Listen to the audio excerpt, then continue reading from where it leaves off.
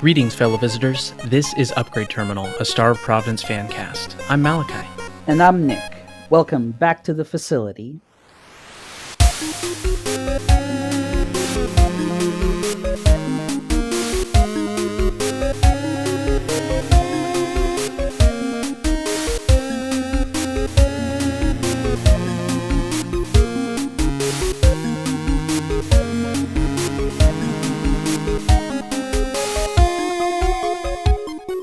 Today, Nick and I are going to be talking about a piece of fan writing.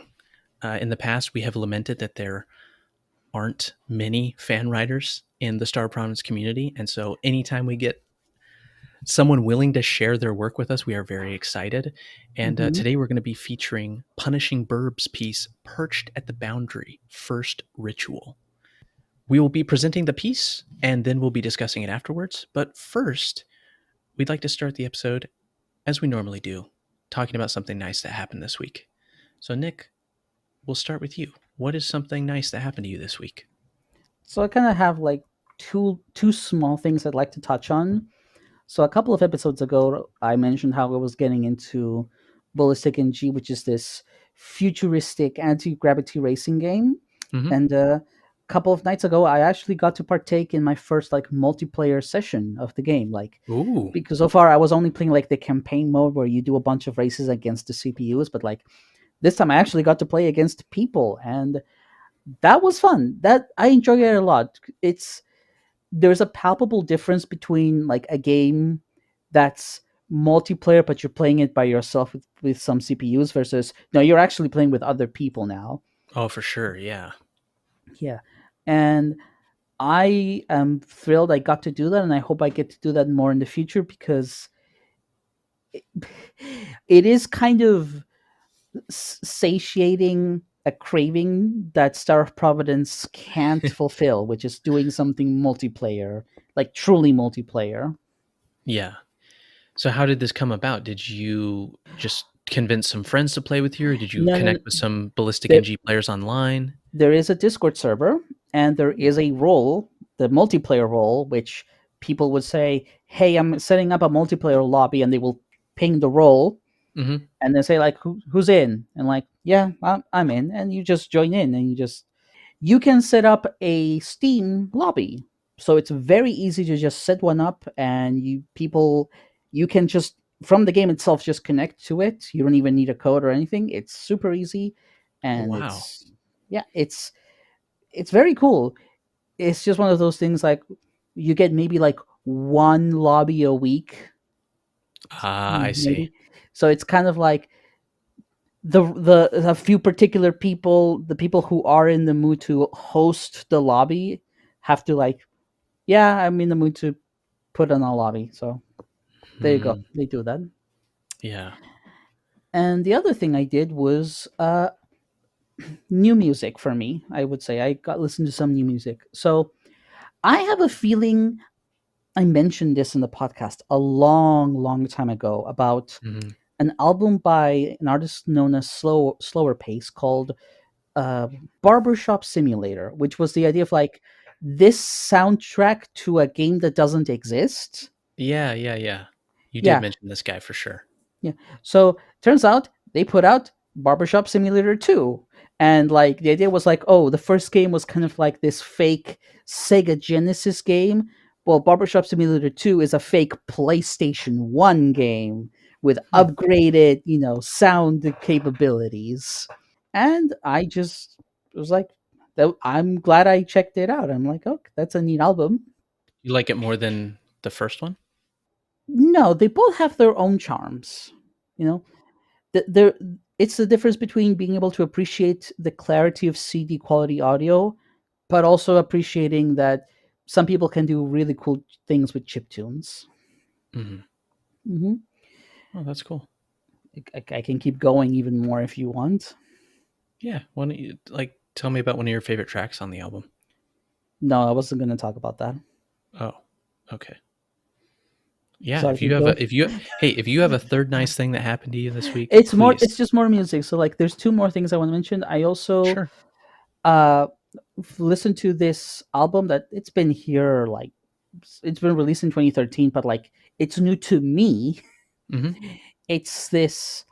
It's gonna be a word title. It's gonna be like from uh from an artist called Pris Corp Virtual Enterprises, the album Home TM. And what this is an album with the that's done I think it's done entirely in MIDI, and it's Mm-hmm. very much imitating that late 90s Windows PC sound vibe.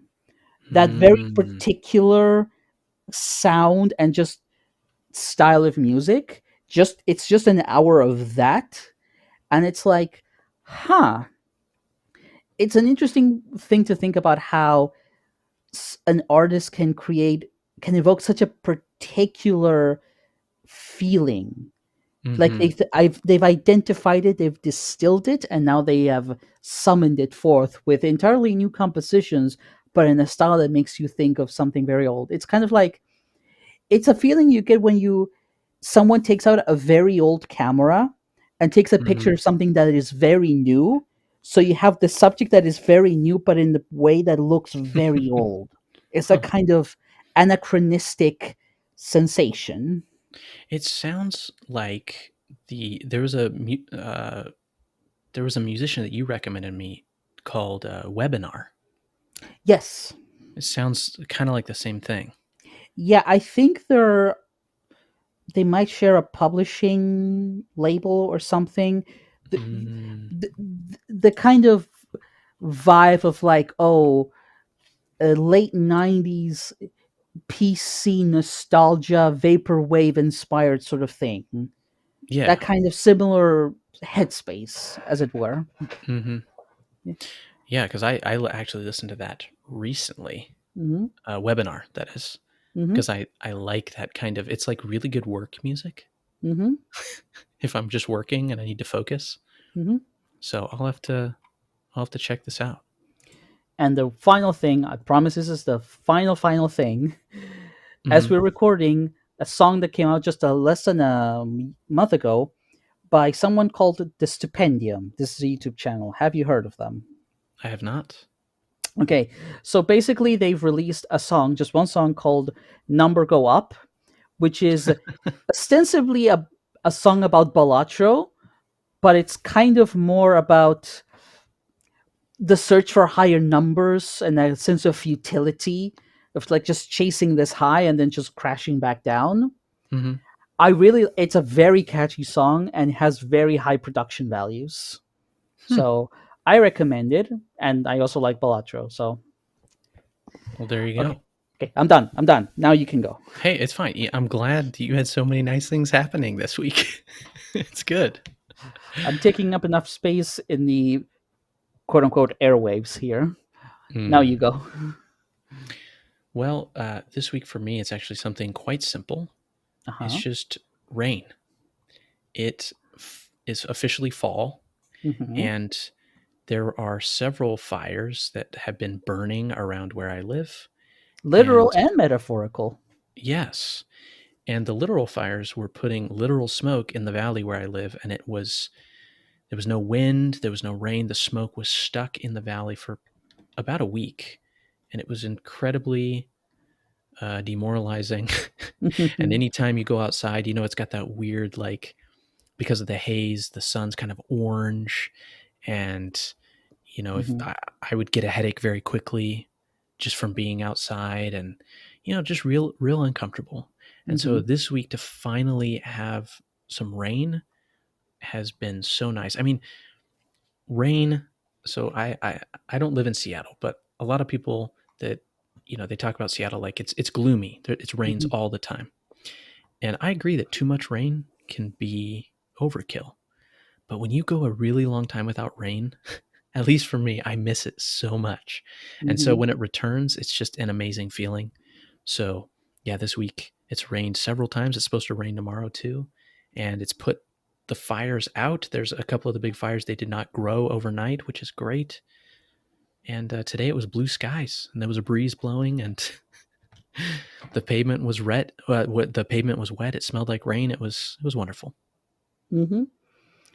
you say this, and it makes me think of a song by a band called Supertramp. It's Raining Again, which is just it's a cheery song. I don't know. My head's in with music today. Yeah, I don't know what to tell you. I've heard of Supertramp, but I have not heard that song. I'll check it out. It's a good one. Yeah. So yeah, I'm glad the weather has given you a sense of relief. Yeah.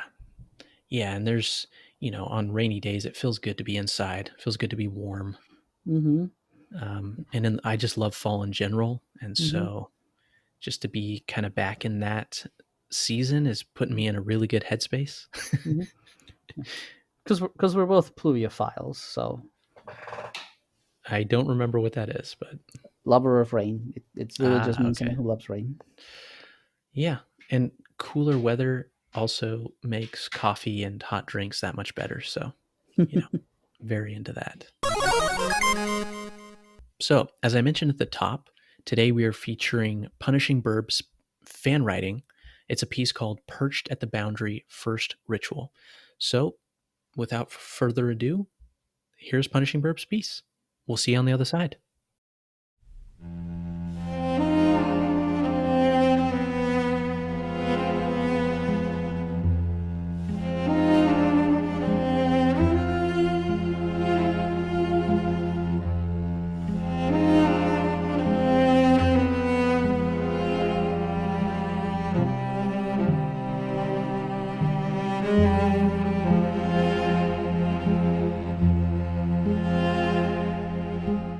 The High Council's court is cavernous.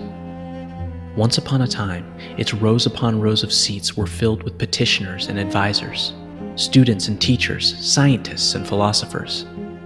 Their voices warmed and brightened the cold stone hall with proposals to be considered and improvements to be made. Ideas were shared and examined, lifted up with the collective genius of the brightest minds of the time. Its grand central stage hosted countless speeches and demonstrations, lifted up rising talent to the world of knowledge, and supported ages-old speakers. It bore witness to designs that scattered free the realms of impossibility, to the understanding of things once only barely brushed against by distant dreams.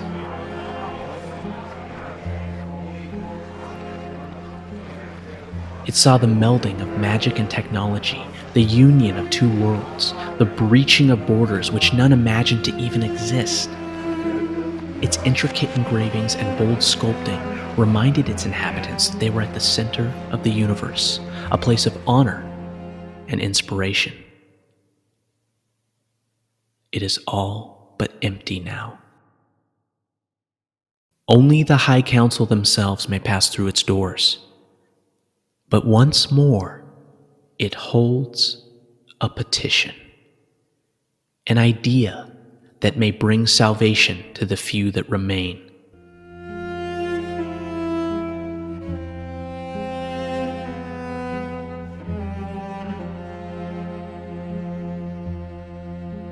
The works of the High Council stand in the sterile dark, unadmired.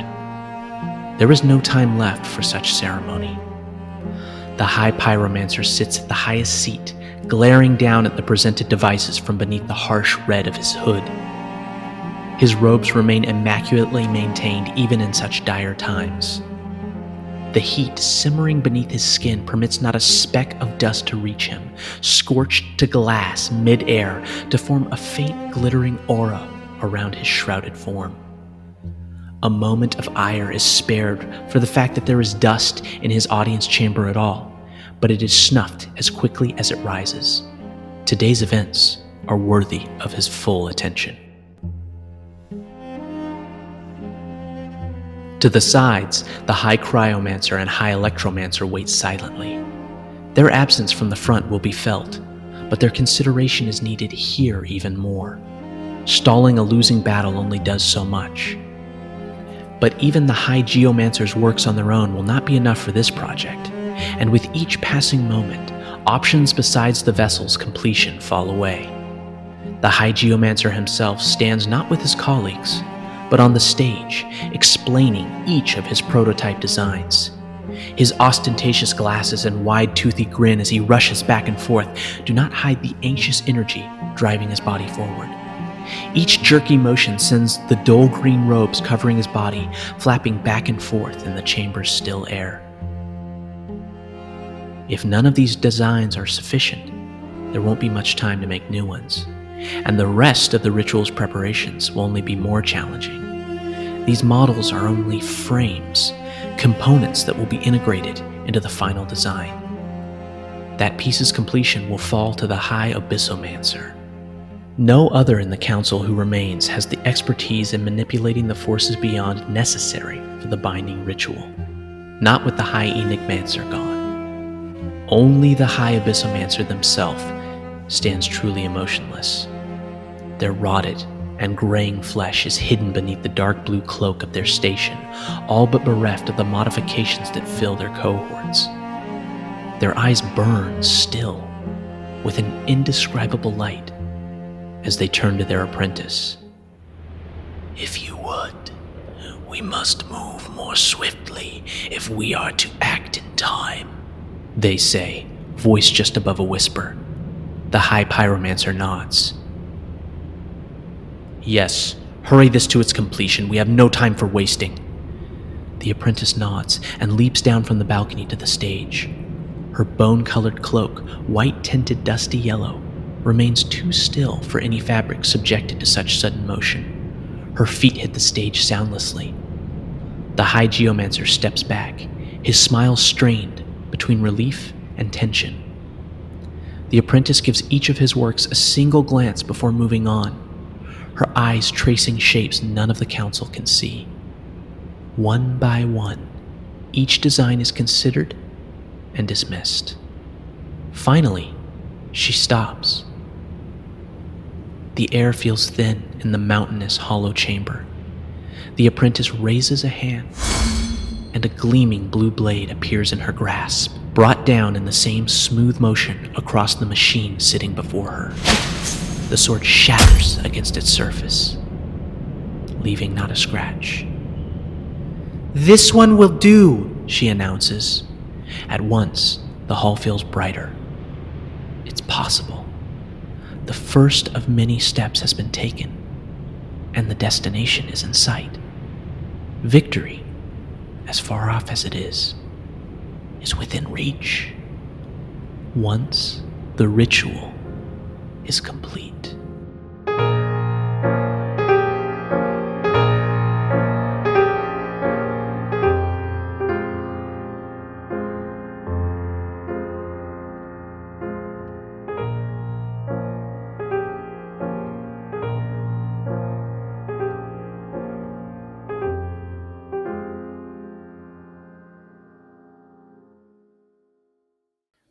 Okay, now the piece is played. We are in the future. Okay. So, Nick, PunishingBirb has written quite a lot of fan writing for Star of Providence. They've shared it all on the Discord. This was the piece I wanted to showcase. This was the piece I wanted to showcase the most because I think it's probably my favorite of their pieces. I guess all fan writing, it's, if you don't know the game and you don't know the game well, this fan writing piece wouldn't make a lot of sense. Yeah. But I think that's most fan writing in a way. I think a lot of the fan writing I've done of Star Promise is the same way, but it is still kind of entertaining to me to imagine someone reading this and not knowing anything about Star Providence. It would be very obtuse, very hard to parse what exactly is going on. And even knowing some of the lore of Star Providence, it is still, there's a lot that PunishingBirb imagines about characters that are in the game, specifically the council, right? So this piece focuses on the council, and I really like that PunishingBirb imagines the times before the war, and basically even before the council went bad. They talk about like the council was doing cool stuff like supporting scholars, encouraging debate, like funding research. I would imagine like the facility was a hub of like innovation and technology, and I think that that's really cool. And I like how Punishing Birb imagines all of the council members down to their clothing, Mm-hmm. sometimes their skin. Mm-hmm. Mm-hmm. Yeah, I personally really love the detail of Ordinator's heat turning dust to glass before it can land on Oh, him and sparkling. yes. That's an excellent little addition to the piece. I love that a lot. Yeah, yeah, just great like attention to detail, and so much thought and imagination went into how to describe the characters and differentiate them, and also a lot of thought to the lore itself, like some of the council members not being there Hmm. because they wouldn't be. Yeah, the Um, warden's not there. yep. And I really like how the ending references the council's hope that what they're doing, basically summoning the power eternal and channeling it into a vessel, right, will lead to victory. And I think what I like about this is it doesn't paint the council members necessarily as villains, right? They are trying to do something. I mean, they are pretty bad. They are pretty bad. But there is this hope that what they're doing is going to lead to victory. And what makes it really interesting to me is if you know how things go, you know that they're about to get destroyed. This is what we in the business call dramatic irony. Yes. So I do love that aspect of it. Yeah. They're like, oh, the apprentice has chosen the vessel. This is great. All right, let's summon the power eternal, channel it in, and we're good, guys. Yeah, that's not how it happens. No. So it's kind of a fun place to end the piece for those that know what's coming. Yeah, this is, I will say, this is a piece in which you do need to be aware of the lore within the game to be able to sort of appreciate it or like fully get what Punishing Birb is accomplishing with it. Oh This yeah. is this is not like I would call an introductory piece. You need to know what's what. Yeah, there is no hand holding. No. It's like this is for the readers of the deep lore. Yeah. That's perfectly fine. It's perfectly fine to have fakes that are like for the really deep committed readers are like, no, I've read the fakes. I know I've done the research. I know what's going on. Yeah, I am thoroughly steeped in the juicy lore. Hmm. Yeah. Also, can I just I want to commend you, Malachi, in particular, for Hmm. using. Apologies for this. Gnossienne #1 by Eric Satie. Yeah. Excellent choice of music. Oh, thank you. Love it. Very, very good. Thank you. Yeah, I used two versions of it. I used a cello version Hmm. and a Piano piano version.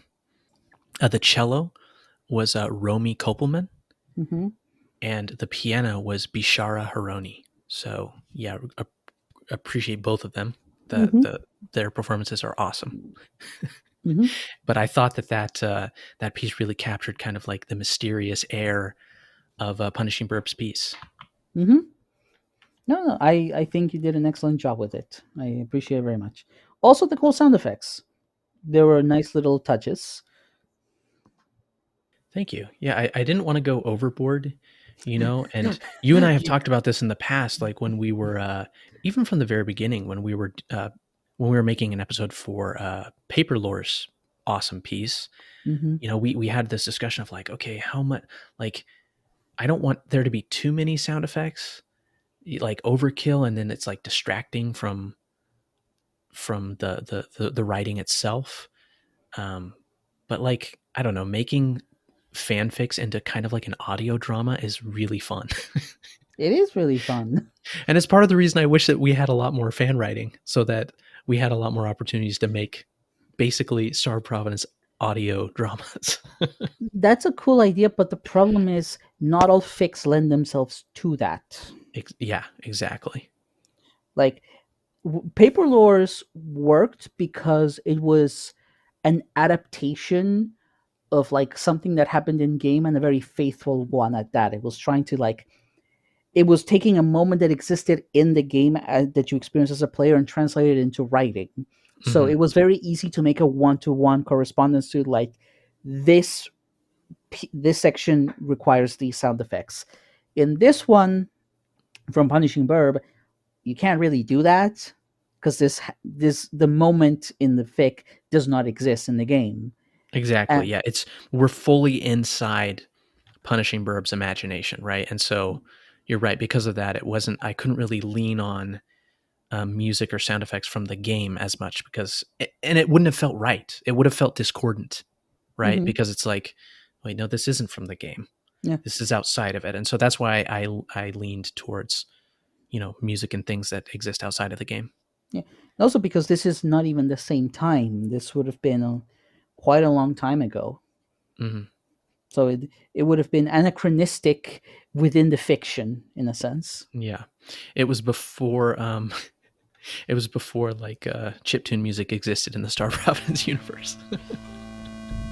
In a sense. Yeah.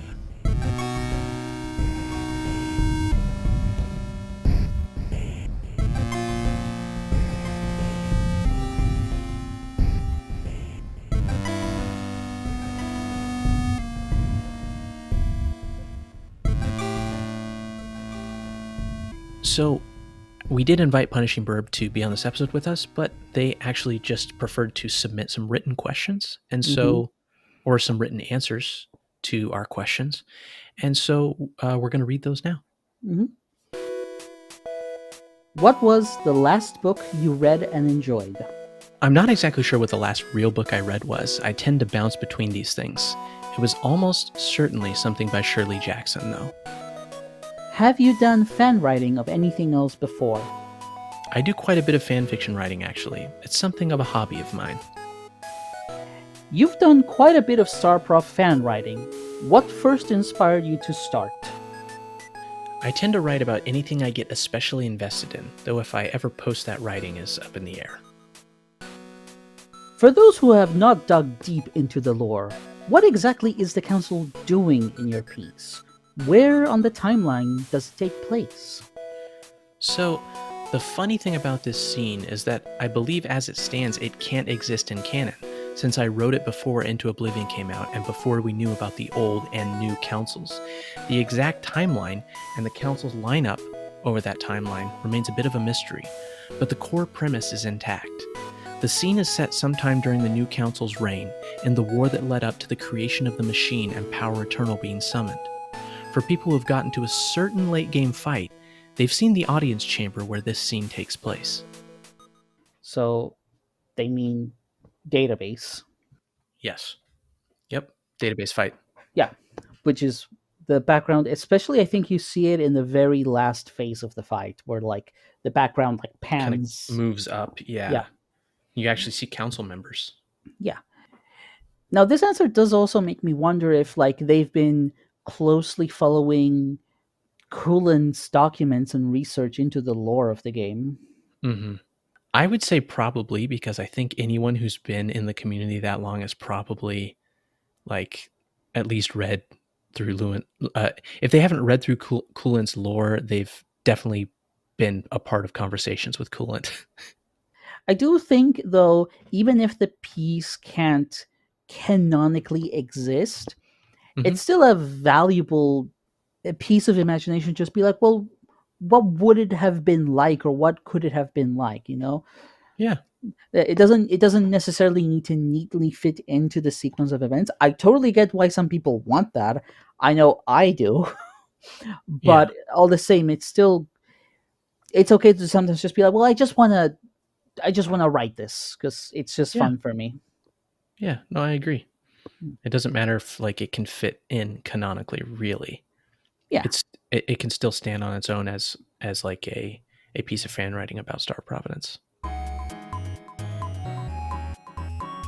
What attracted you to the Council as your subjects?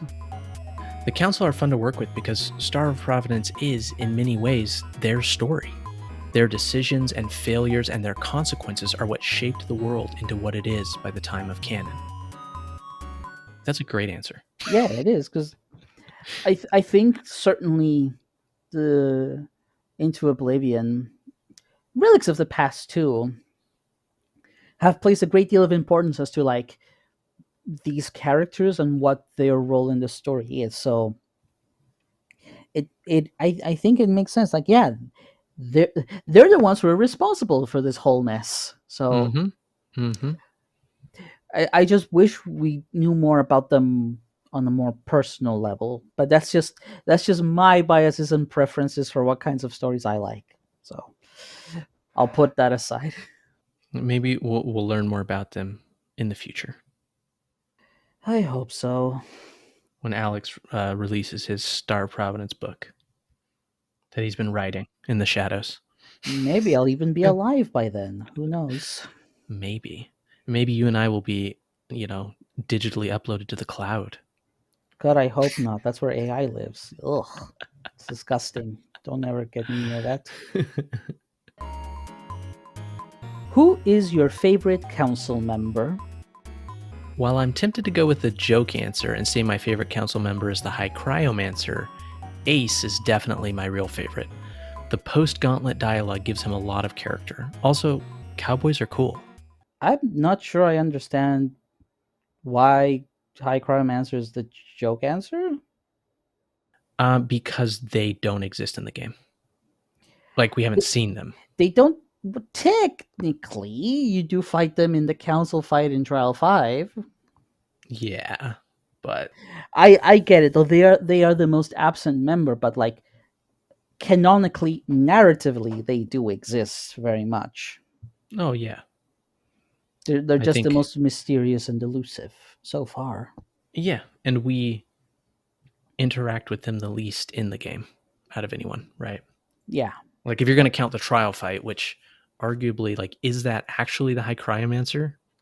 I don't know, but you do not actually run into them in the game. Besides that, But you can still take their blessing though. yes, you can. So they're real to me. You have faith. You have faith in the High Cryomancer, Nick, and your faith will be rewarded. I don't have faith. I have an actual blessing here. Oh.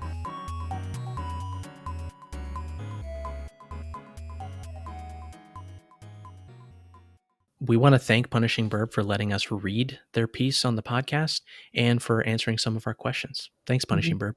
And I'll just want to say, I hope we get to see even more fan writing in the future.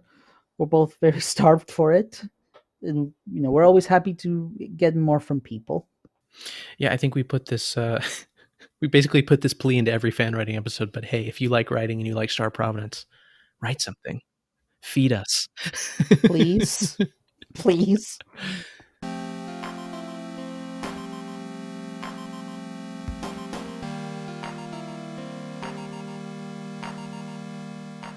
Thanks so much for listening to our Star Providence Fancast. Big thanks as always to Garoslaw and AlexMdle for allowing us to use their music and sound effects in the podcast.